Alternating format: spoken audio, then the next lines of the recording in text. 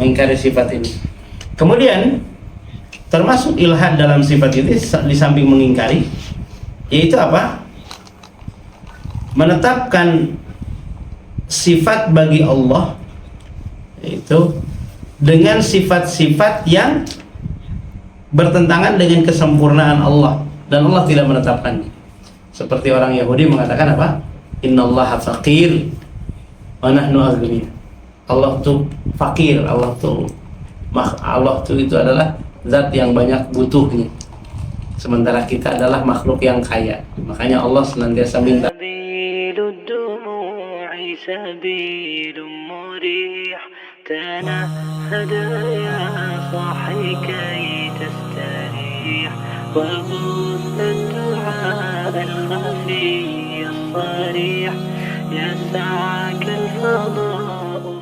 ونستعينه ونستغفره ونعوذ بالله من شرور أنفسنا وسيئات أعمالنا من يهده الله فلا مضل له ومن يضلل فلا هادي له أشهد أن لا إله إلا الله وحده لا شريك له وأشهد أن محمدا عبده ورسوله صلى الله عليه وعلى آله وصحبه ومن والاه وبعد.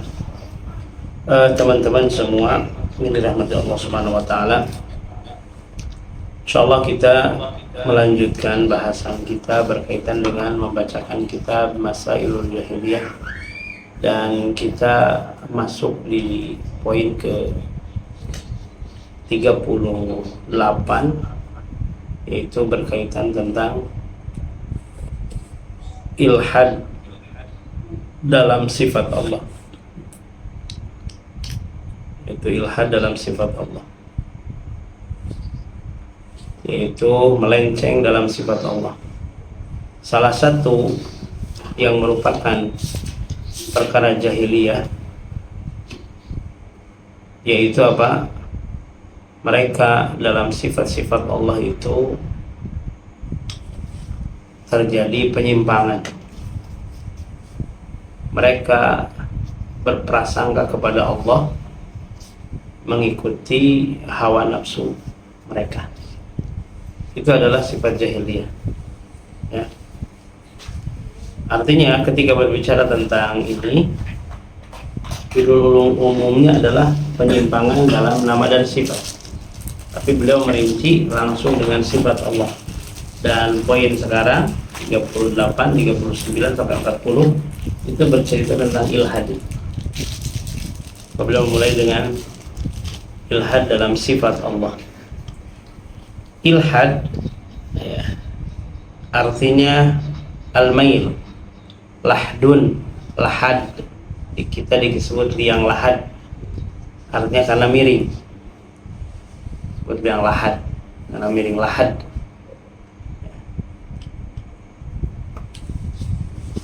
Miring. Ilhad berarti apa? Melenceng, berpaling jauh.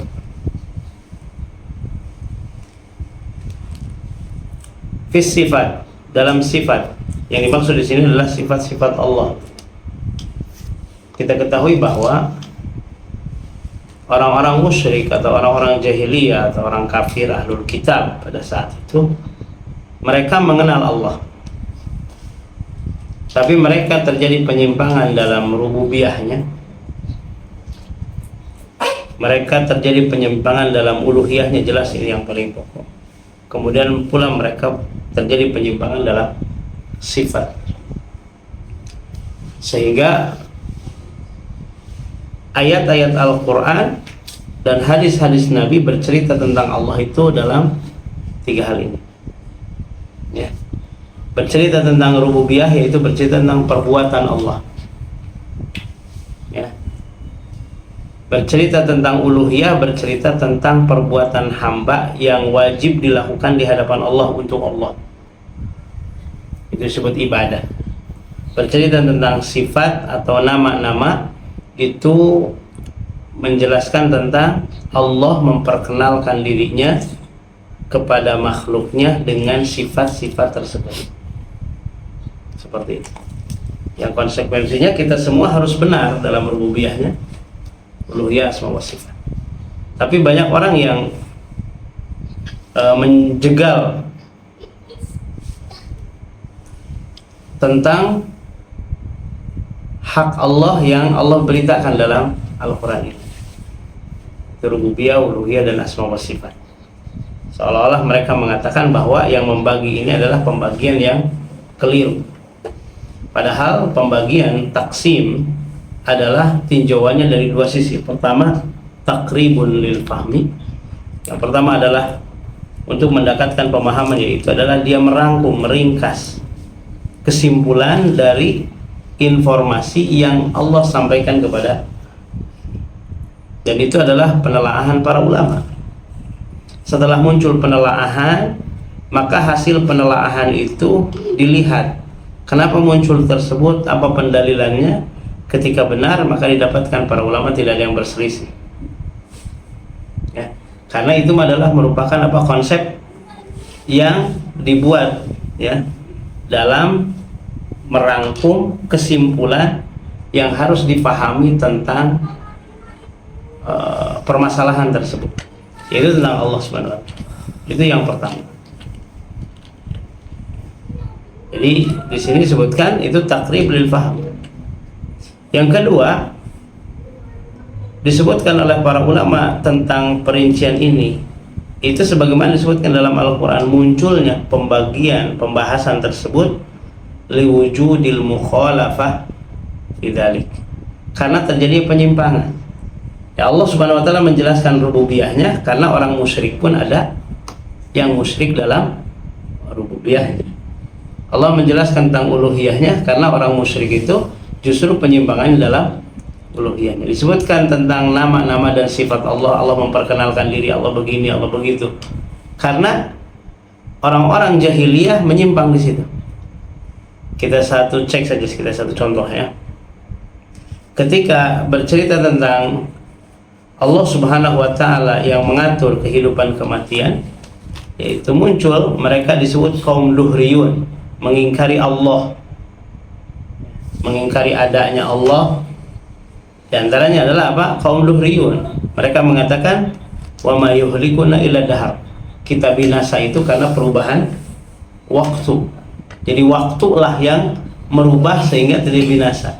Dan itu kalau ditinjau dari sisi teori, ya, Darwin itu dari situ asal muasalnya. Orang berpikir begitu cerdas, ya kan? Pergantian masa, pergantian ini kemudian terjadi perubahan-perubahan, dan setiap generasi memiliki khas masing-masing. Dan generasi pemuda sekarang disebut generasi strawberry, atau sebagai generasi itu. Jadi seolah-olah perubahan, dan seolah-olah perubahan tersebut adalah sesuatu yang di luar ketentuan Allah Subhanahu wa Ta'ala. Itu mereka, maka mereka mengatakan tidaklah yang membinasakan kami kecuali perubahan masa, dan itu kita saksikan. Maka Allah Subhanahu wa Ta'ala membantah mereka. Ini kondisinya dahar, yaitu masa. Kemudian yang kedua tentang apa? Rububiyahnya. Ya, mereka orang-orang mengingkari penciptaan, mengingkari pemberian rizki. Ya, maka Allah mengatakan kul man yarzuqukum minas sama'i wal ardh, dan seterusnya. Siapa yang memberi rizki kamu, dan seterusnya. Itu karena terjadi penyimpangan seperti itu. Nah, ini tentang hal ini. Maka Allah Subhanahu wa Ta'ala menjelaskan tentang kudrahnya, ya, dan yang lainnya. Kemudian berikutnya Allah menjelaskan tentang uluhiyahnya. Kenapa? Karena manusia terjerembab penyimpangan dalam penyembahan.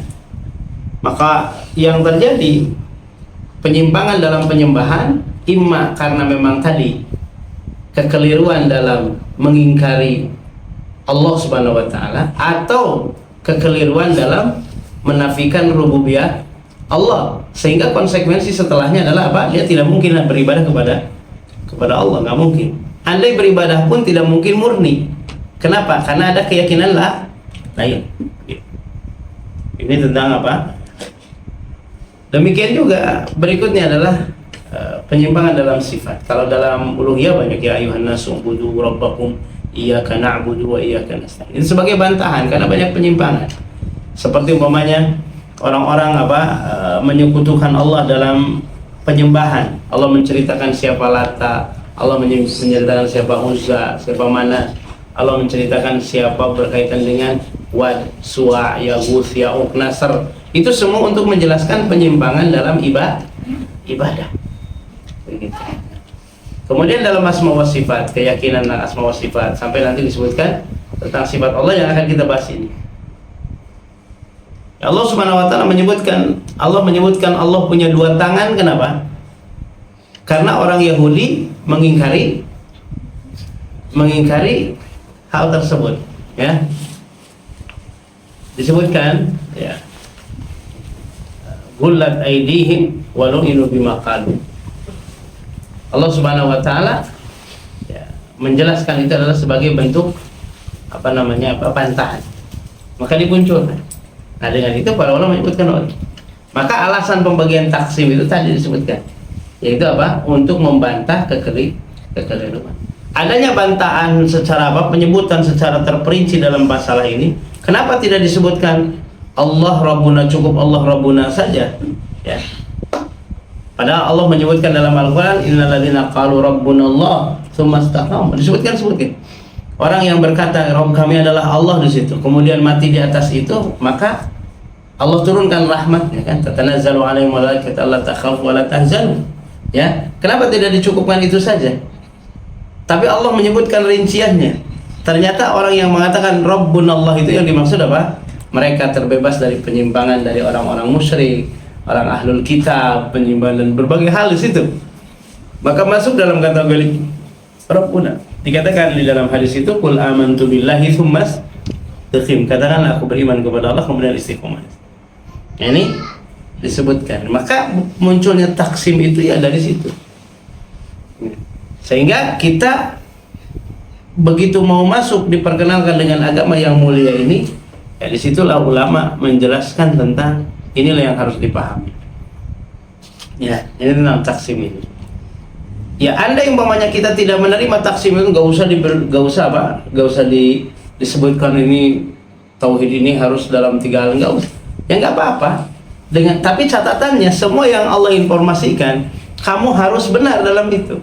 Ketika dalam rububiyahnya, contoh manfaat dan madarat, kamu meyakini gelas ini mendatangkan manfaat, gelas ini menghilangkan madarat, itu kan dalam rububiyah Allah, perbuatan Allah. Maka keyakinan itu kamu harus pergi dari keyakinan itu, karena keyakinan itu adalah keyakinan orang musyrik. Disebutkan di dalam ayat Al-Quran tentang hal itu. Ya, Allah Subhanahu wa taala menyebutkan, katakanlah siapa yang akan menyingkap ya, itu madarat ama yakshifu su, ya, siapa yang menyingkap madarat, semua akan mengatakan hanya Allah Subhanahu wa taala. Di situ seperti manfaat dan madarat, ya, an-naf'u wa dhar di situ. Itu rububiyah Allah. Ada kita tidak mengatakan nggak usah dalam rububiyah. Ya, tapi permasalahan itu harus benar. Dan yang dibahas oleh para ulama ketika kita menjelaskan tentang tauhid dan seperti itu, bukan masalah kamu tahu tauhid itu ada 3, bukan itu masalah.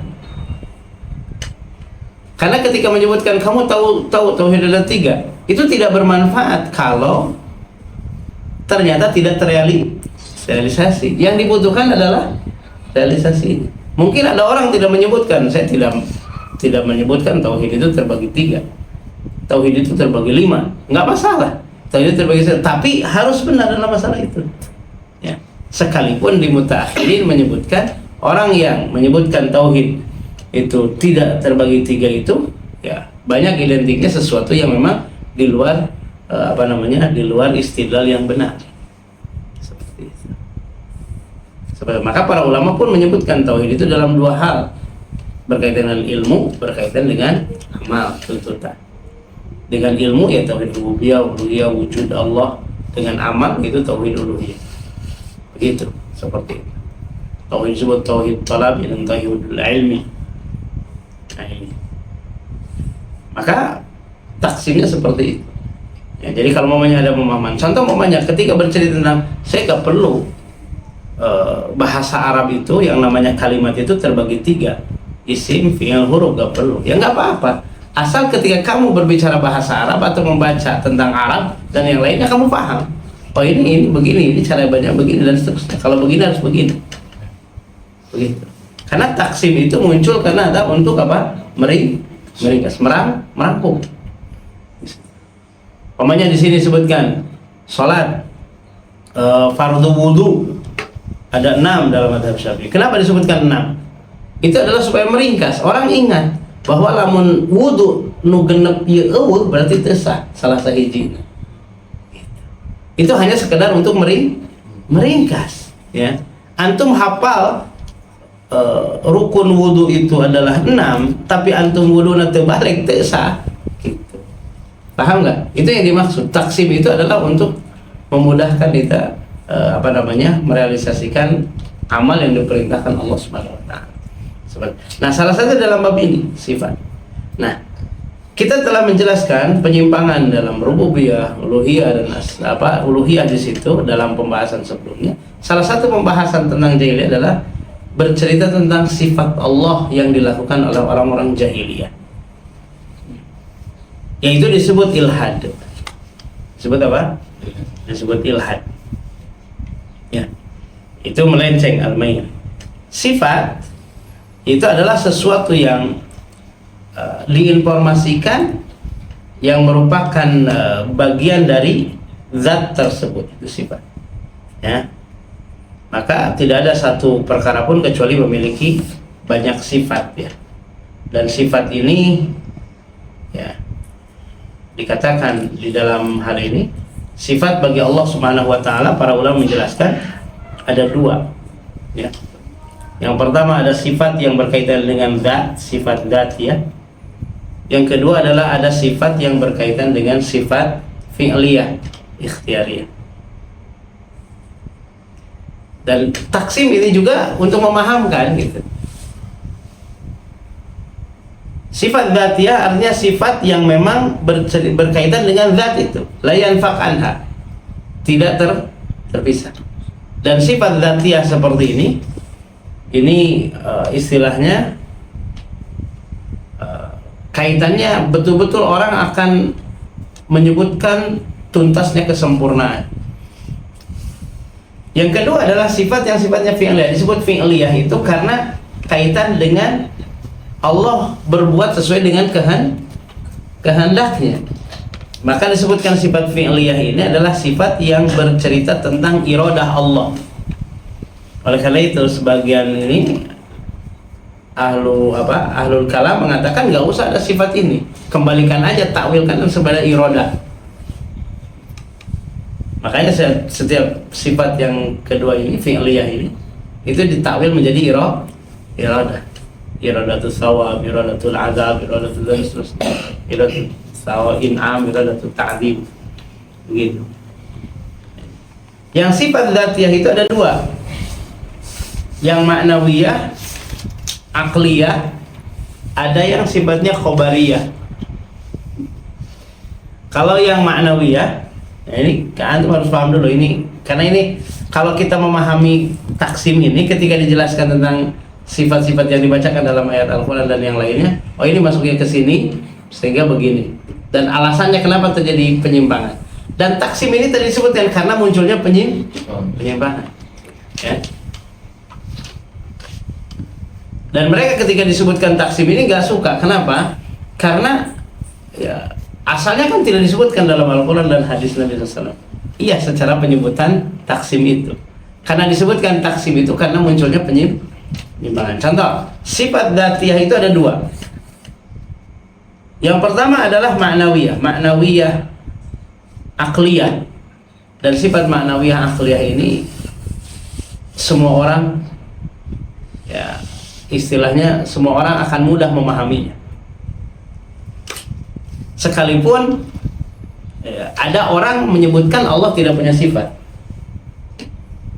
Dengan ini Syekhul Islam menyebutkan bahwa Syekh Muhammad di sini menyebutkan, beliau meyakini tentang bahwa Allah adalah menetapkan sifat, berbeda dengan firqah yang mengingkari sifat.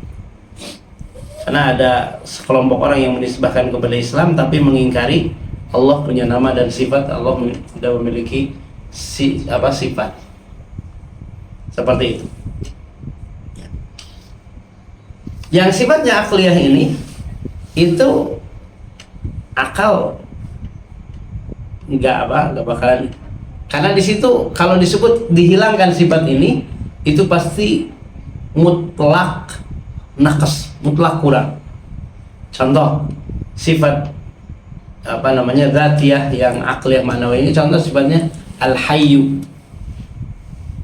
Allah itu adalah maha hidup. Kalau antum menafikan Allah tidak hidup, batil. Seperti itu. Paham ya? Al-Qayyum. Seperti maka disebut, ini disebut Ismul A'zam, Al-Hayyul Qayyum, sifat hayat dan qayyumiyah. Al-ilmu, al-iradah, al-qudrah, ya, as-sam'u wal basar.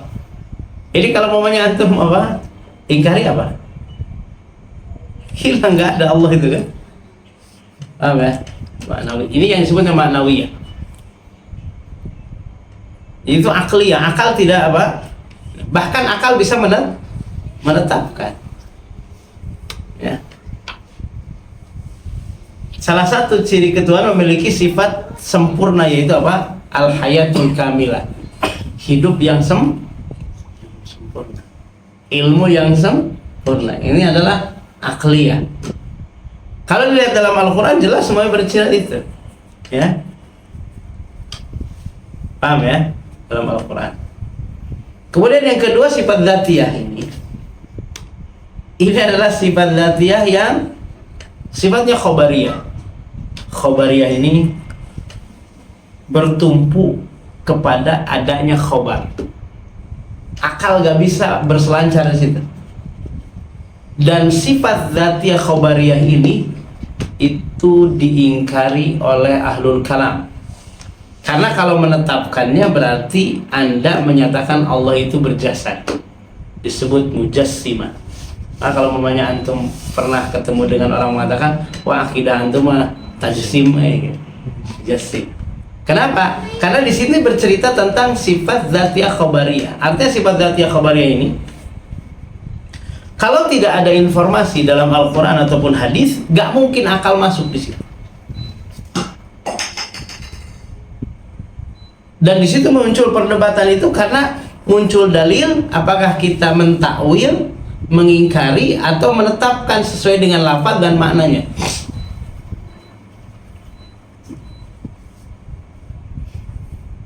Begitu. Ini kondisinya. Maka ahlu sunnah menyebutkan lafadznya, maknanya kita tetapkan sebagaimana datang, tapi hakikatnya kita serahkan kepada Allah Subhanahu wa ta'ala. Yang kita imani adalah ketetapan lafaz, makna dengan hakikat yang pantas bagi Allah, tidak menurut kita hakikatnya. Jadi yang kita tidak masuk di dalamnya adalah tentang hakikatnya. Kenapa? Karena berbicara tentang sifat itu berbicara tentang zat. Kalau zat kita tidak tahu, apalagi karena cabang sifat itu cabang dari zat. Contoh tadi sifat tangan. Allah mengatakan bal yadahu mabsutatani, kedua tangan Allah terbentang. Yunriku kaifa yasha. Ini disebutkan yadahu. Seperti itu. Kemudian berkaitan dengan tangan itu banyak dalilnya. Walaupun di situ orang mentakwil yad adalah berkaitan dengan kekuasaan, kepemilikan dan yang lain. Atau bercerita tentang wajah, wa yabqa wajhu rabbik, wajah, Allah punya wajah. Atau mamanya ainain, kedua mata. Ini disebut dzatiyah khobariyah. Artinya apa? Kita nggak bakalan menetapkan Allah punya mata, ya, kecuali tatkala ada masih gak ada informasi dari mana kita. Itu disebut khabariyah. Nah, sifat khabariyah ini diingkari oleh ahlul kalam. Apa kaidahnya? Tajsim. Gitu. Berjasad. Allah itu berjasad. Maka para ulama menyebutkan, boleh nggak mengatakan Allah itu berjasad, berjism? Jism. Maka kita tanyakan, mada taqsudun bidzalik? Apa yang kamu maksudkan dengan tajsim? Karena lafaz tajsim itu tidak disebutkan dalam Al-Quran dan hadis. Allah menyebutkan wa yabqa wajhu rabbik. Allah menetapkan wajahnya, gitu kan, seperti itu. Allah menetapkan tangan, Allah menetapkan mata, ya, dan seterusnya. Itu Allah tidak menyebutkan Allah mujassam. Allah hanya menginformasikan tentang sifatnya tersebut. Ya, maka harus ditanyakan maka taksudun bitajsim. Karena tajsim itu bisa jadi memiliki makna benar, bisa jadi memiliki makna sah. Kalau makna tajsim itu adalah menetapkan sifat-sifat yang Allah tetapkan, maka kita mengatakan, iya, saya adalah madhab mujassim, karena menetapkan apa yang Allah tetapkan. Kumaha lamun jaga ditanya di akhirat, nah ente maka mengingkari sifat tangan bagi Allah. Jawab kumaha antum? Ada tuh asup akal abi, mana mungkin? Kan lamun tak asup akal kan dalil geus nyebutkeun tadi, Quran datang, hadis datang. Kan gitu. Itu tentang sifat. Ketika disebutkan umpamanya tajsim itu adalah ya berjasad seperti makhluk, maka kita katakan kita tidak mengatakan ketika menetapkan sifat tersebut sama dengan makhluknya. Laisa kamitslihi syai' wa samiul basir. Kalau maksud tajsim seperti itu, maka saya berlepas diri. Itu yang dimaksud. Nah, ini tentang sifat dzatiyah khabar. Yang kedua, dari macam sifat itu sifat dzatiyah, yang kedua sifat fi'liyah yang berkaitan dengan iradah. Seperti sifat istiwa di atas arsy, ya kan? Memang Allah butuh arsy? Bukan masalah butuh arsy. Saha nu mika hoyong istiwa di atas arsy teh? Antum apa Allah, kan gitu. Ya, rahmat, ridho, ya. Kemudian godok, murka, marah, benci. Allah benci, Allah marah, Allah murka, dan seterusnya. Ini berkaitan dengan apa? Sifat fi'liyah. Allah menghendaki. Jadi di sini al-khawd di dalam masalah ini itu berputar-putar menggunakan akal di situ. Ini adalah apa? Penyimpangan semuanya. Nah ini. Maka yang diingkari oleh ahlul kalam itu dua bagian ini. Sifat fi'liyah dan apa? Sifat. Ini ahlul kalam. Sebahagian ahlul kalam. Karena ahlul kalam itu terbagi tiga. Ya. Pertama adalah yang mengingkari nama dan sifat semuanya. Jadi Allah itu Allah, nggak ada sifat. Kenapa mereka mengingkari nama dan sifat? Ya. Kalau menyebutkan Allah bersifat berarti sama dengan makhluknya, begitu aja.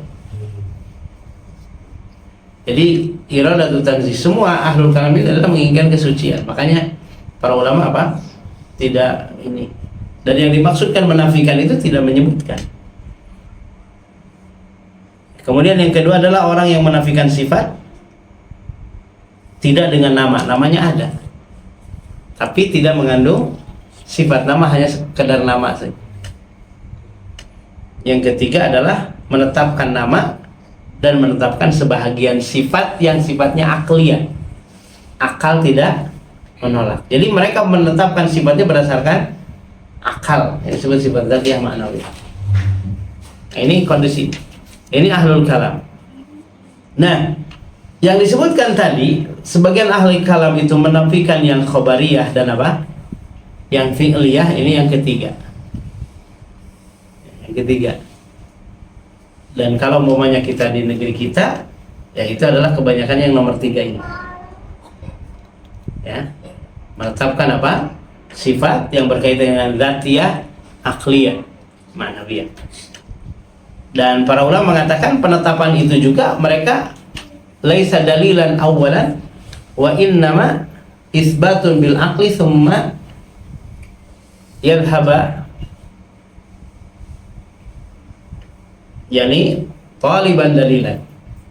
Jadi hanya saja dia pergi mencari dalil, diakali dulu baru apa dalil. Makanya kan banyak dalam sebagian ceramahnya yang antum umpamanya dapatkan yang punya madhab seperti ini mengatakan kita akal dulu, baru setelah itu apa? Atau mau ada dalil kita cerna dengan akal kita. Jadi kita dapatkan bahwa ini sebagai wasilah untuk ini adalah kita gunakan akal.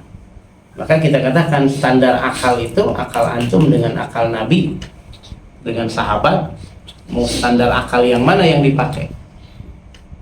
Anda di antara antum seperti ini munculnya permasalahan ini karena memang akal. Jadi kalau mamanya akal yang satu masuk, yang akal yang satu tidak, kenapa tidak dikembalikan kepada apa? Nas yang sharih. Itu di antara. Ini akal, ya. Dan ini adalah termasuk hal yang harus kita perhatikan tentang sifat ini. Kebayang ya? Bayangkan kalau itu Bapak. Kita akan bacakan tentang apa? Sifat ilhad, mail.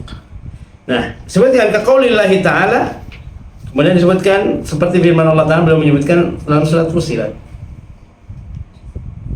Walakin dhanantum anna Allah la ya'lamu katsiran mimma ta'malun. Akan tetapi kalian menyangka, ya, dan kalian menyangka anna Allah la ya'lamu katsiran. Allah tidak tahu banyak, ya, mimma ta'malun, dari apa yang kalian kerjakan. Apa yang dinafikan di sini? Ilmu. Mereka menyangka ilmu Allah luput dari pekerjaan mereka. Gitu. Ahmali hisab yu, ahmal yu. Bahkan orang Yahudi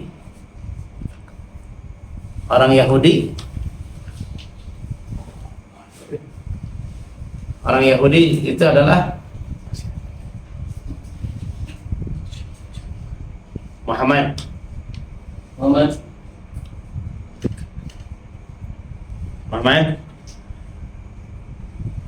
Bahkan orang Yahudi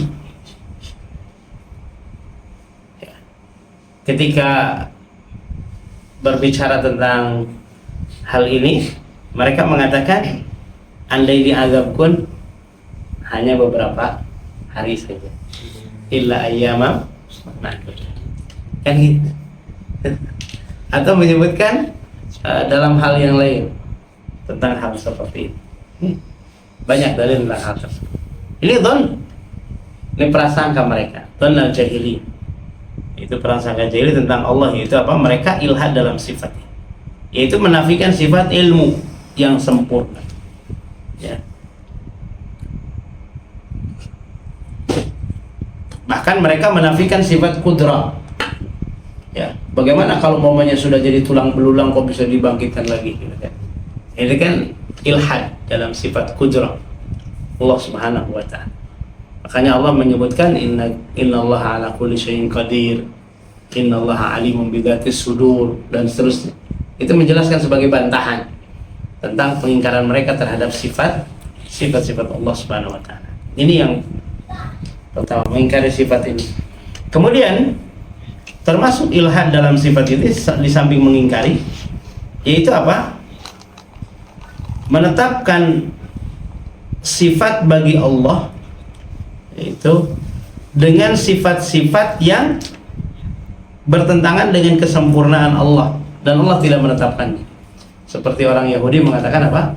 Innallaha faqir wa nahnu aghniya. Allah tuh fakir, Allah tuh itu adalah zat yang banyak butuhnya, sementara kita adalah makhluk yang kaya. Makanya Allah senantiasa minta sama kita, mandalladzi yuqridullaha qardan hasana, siapa yang mau meminjamkan dengan pinjaman yang baik, kan? Berarti Allah butuh, kan? Atau menyebutkan intan surullaha yansur, kalau kalian menolong Allah, ya Allah butuh pertolongan kita, kan seperti itu. Ini adalah dhannuhum, rasa mereka, ya. Atau menyebutkan, mereka mengatakan yang tadi, yadullahi maghlulah, tangan Allah itu terbelenggu pelit, ya. Kenapa? Kalau Allah kaya, nggak ada orang miskin. Karena Allah maha kaya, kenapa ada orang miskin? Gitu kan, berarti Allah apa? Jadi mereka mengingkari kudrah Allah, mereka mengingkari hikmah dari ketetapan takdir Allah Subhanahu wa ta'ala. Itu sifat perilaku orang-orang jahiliyah seperti itu. Kemudian di antara ilhad dalam sifat ini,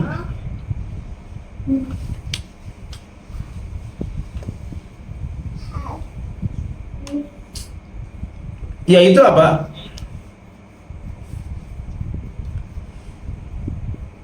yaitu mereka mentakwil atau memalingkan sifat dari makna yang benar dan sebenarnya.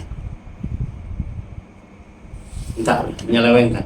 Dan ini tadi disebutkan dalam sifat fi, kebanyakan dalam sifat fi'liyah. Kenapa? Karena mereka iradatut tanzih, menginginkan kesucian bagi Allah Subhanahu wa taala. Ya kalau Allah begitu berarti ada sifat makhluk. Kalau begitu Allah berarti ada yang ini. Ini seperti itu. Dan itu dhannun, itu prasangka. Ya.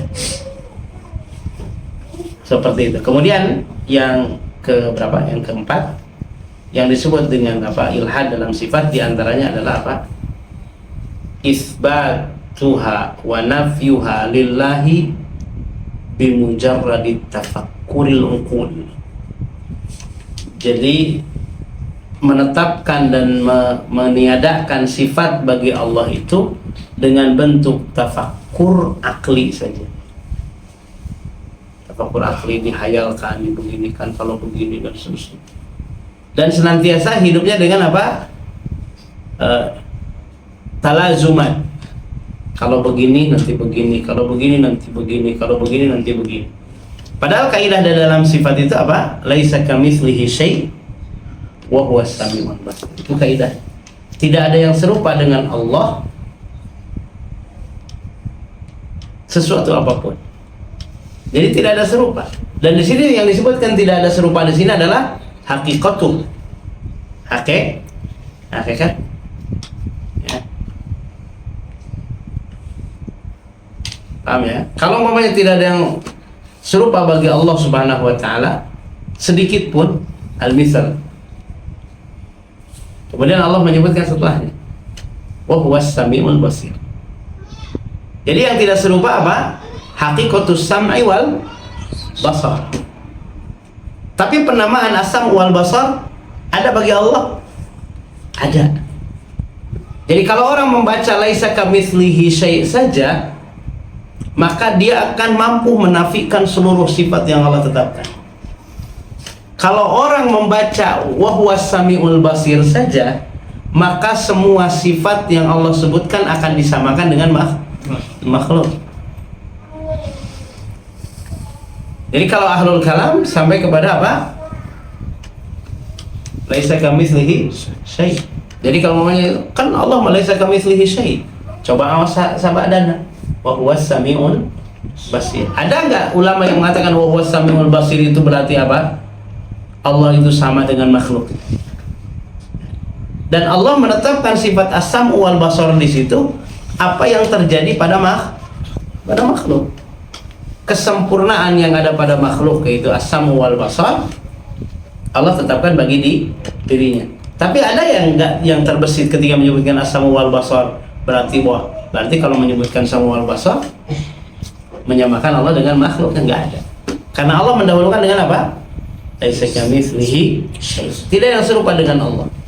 Jadi intinya kita menetapkan bagi Allah apa yang Allah tetapkan dengan kaidah tadi, meyakini bahwa apa yang ada pada Allah tidak ada sedikit pun yang sama dengan makhluk.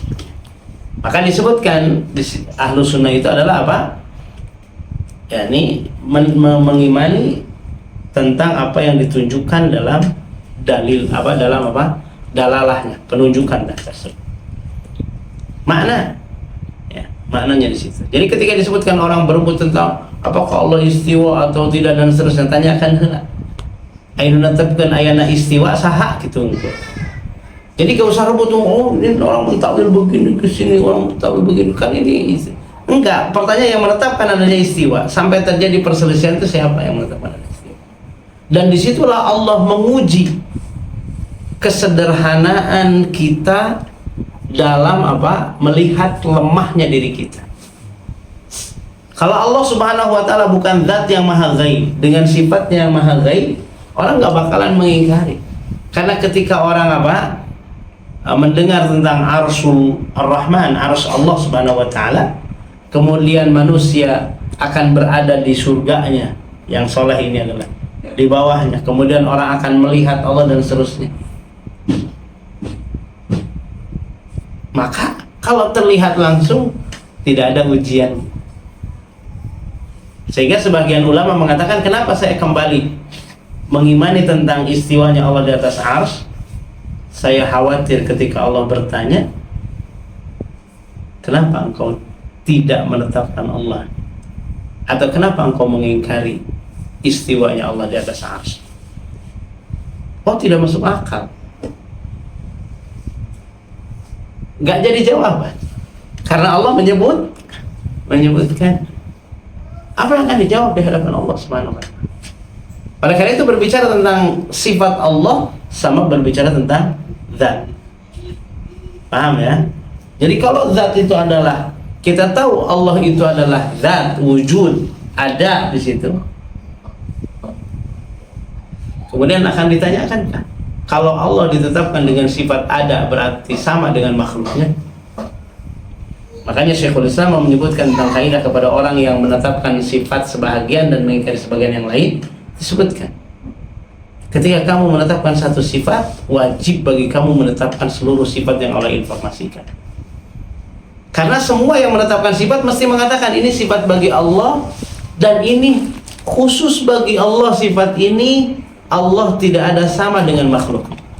Makanya orang-orang yang Gulatul Jahmiyah, orang-orang yang ekstrim dalam pemikiran Jahmiyah, dalam akal ini, mereka mengatakan kalau Allah ditetapkan dengan sifat ada, berarti disamakan dengan yang ada. Ini kalau akal yang bermain.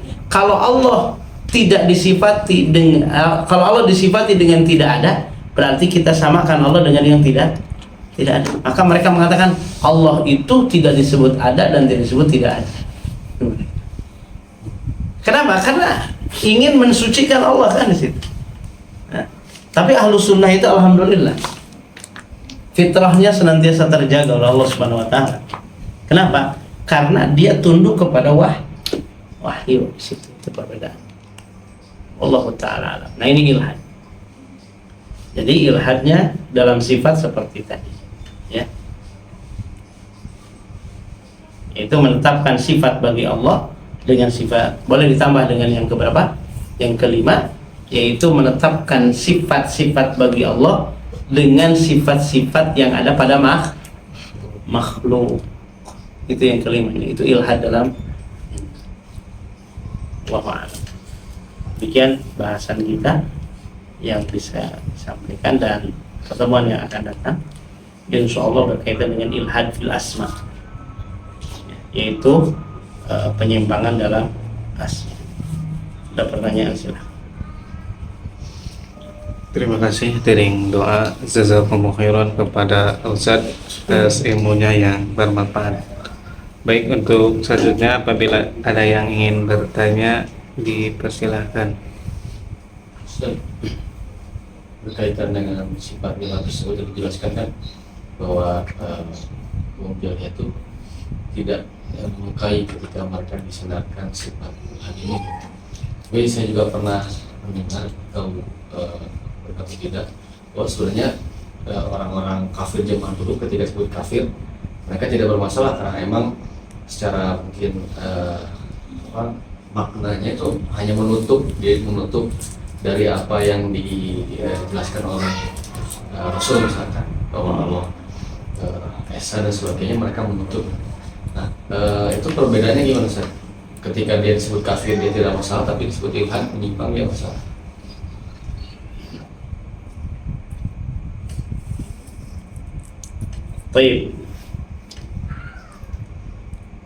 Taib ya, berkaitan dengan ketika disebut kafir tidak bermasalah, ketika disebut ilhad mereka bermasalah. Karena kalau disebutkan kafir itu bercerita tentang kondisi bahwa dia memang tidak mengikuti, berada dalam apa? Ajaran Nabi Muhammad SAW, dan dia mengingkari penetapan apa yang di sisi Allah dengan apa yang ditetapkan oleh siapa? Nabi Muhammad. Maka jelas mereka kami kufur, maka disebutkan kafarna bikum, ya, kami kufur kepada kalian, dan kita pun kufur kepada ajaran orang musyrik. Nabi Ibrahim pun mengatakan kafarna bikum, kami pun kufur kepada kalian. Yang maksudnya apa? Itu adalah identik masing-masing. Makanya kalimat ini satu dengan yang lainnya bisa menyatakan apa? Karena kufur, yaitu kufur tidak mengikuti, kufur mendustakan, kufur dengan apa? Iba, tidak mau, enggan dan yang lainnya kan seperti itu. Ini berkaitan dengan apa? Kufur. Kalau disebutkan ilhad, kenapa disebutkan ilhad mereka tidak suka? Karena sudah masuk ke dalam ranah pribadi yang ada pada diri mereka. Ya, kalau umpamanya kufur itu tidak mengikuti secara umum di situ, kalau ilhad itu sudah kepada aktivitas mereka. Kita menyebutkan kekufuran mereka itu bukan hanya tidak mengikuti Nabi, tapi mereka itu salah paham tentang ajaran mereka itu sendiri. Nah, ketika disebutkan salah paham itu sudah masuk di ranah mereka. Dari situlah kebencian. Seperti itu. Wallahu ta'ala.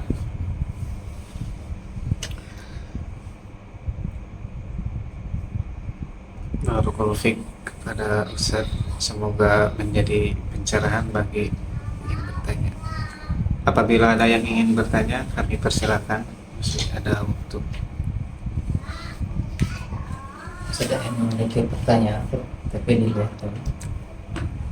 ada hadis yang akan datang suatu masa pada umat manusia.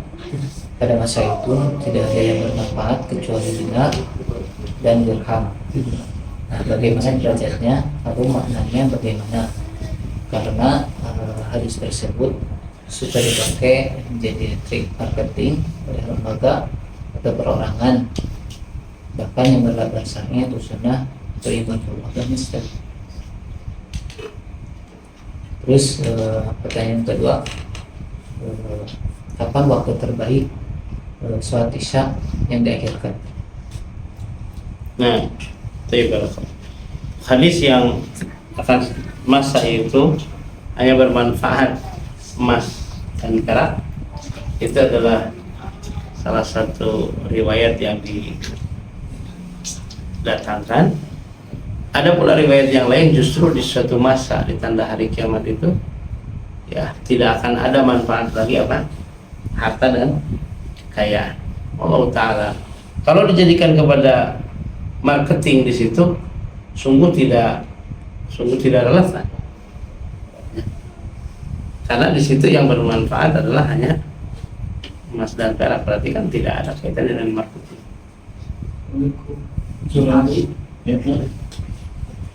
Situ justru tidak ada. Kenapa? Karena orang tidak ada lagi. Ngapain? Yang selain itu adalah yang berharga hanya itu. Tapi kalau Ta'ala saya tidak tahu tentang hal tersebut. Itu berkaitan dengan apa namanya hal seperti itu, hadis itu. Kalau pertanyaan kedua, waktu yang terbaik sholat isya ketika diakhirkan. Waktu yang terbaik sholat isya ketika diakhirkan adalah ketika masuk di posisi apa namanya mendekati berapa malam gitu ya, tengah berarti seperti dalam malam, pokoknya sebelum apa, sebelum pertengahan malam. Itu di saat itu Umar bin Khattab mengatakan naman nisa wasibyan, anak-anak dan istri sudah tertidur pada saat itu. Maka Nabi SAW mendirikan sholat. Apa hikmahnya diakhirkan di situ? Ya, hikmahnya yang pertama agar kalau ada urusan diselesaikan sebelum sholat isya. Kemudian yang berikutnya bahwa kita tidak ada aktivitas lagi kecuali setelah apa? Sholat isya, kecuali istirahat. Seperti itu. Itu diantaranya, tidak ada aktivitas. Allah Ta'ala. Dan disebutkan di dalam hadis itu adalah sampai kalau persentasenya bukan 1/3 malam awal, 12 kurang. Ya, kalau momennya sekitar, kalau perhitungan mah pertengahan malam itu kan kadang jam 12, kadang jam 11, kadang tergantung. Kan dilihatnya dari ba'da maghrib sampai subuh. Kalau sekarang jam 6 maghrib, jam 4 subuh, berarti dari situ dibagi dua, itu pertengahan. Nah, sepertiga dari pertengahan itulah yang apa? Disebut dengan takhir salat isya. Jadi kalau momennya sekarang setengahnya dari jam 6, jam 4, jam berapa? Jam 11. 11 ya? Jam 11. Nah, sekitar jam 10 kan? Setengah 10. Itu kalau perhitungan malamnya. Isyanya kan jam 7. Ya jam 9, setengah 10. Nah, gitu. Baik. Perhitungan, kalau di perhitungan 24 jam yang normal. Tapi kalau malam itu berbeda. Kita dengan Saudi itu kita berbeda. Di zaman Nabi kan di Mekah itu malamnya lebih banyak timbang apa? Siangnya. Makanya kalau momennya ditunda 2 jam itu tidak mempengaruhi istirahat karena malamnya panjang. Seperti itu. Wallahu ta'ala. Barakallahu fiik kepada Ustaz. Semoga ilmu yang didengar bisa dimanfaatkan dalam kehidupan sehari-hari. Baik, kalau tidak ada yang dipertanyakan, dicukupkan kajian pada malam ini. Ditutup saja dengan doa kafaratul majlis. Subhanallahumma wa bihamdika asyhadu an la ilaha anta astaghfiruka wa atubu ilaik. Assalamualaikum warahmatullahi wabarakatuh. Waalaikumsalam.